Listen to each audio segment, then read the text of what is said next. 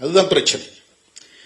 இதனால் நாம் தலையிட்டு பேசினால் ஏதோ நாம திமுகவுக்காக தான் பேசுறோம் அப்படின்னு சில அற்பர்கள் வதந்திகளை பரப்புகிறார்கள். இந்த அம்பேத்கர் பெயரில் இயங்கக்கூடிய இயக்கங்களும் சேர்ந்துக்கிட்டு பேசுறாங்க. ஒரு டிஎம்கேவுக்கு முட்டு கொடுக்கிறாரு.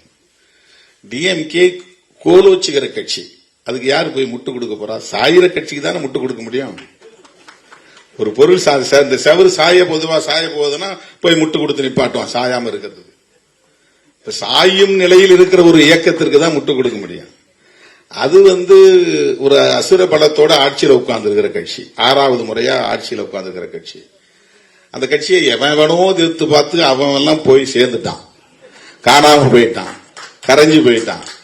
அந்த கட்சி அவங்களை எதிர்கொள்றதுக்கு வலிமை உள்ள கட்சி.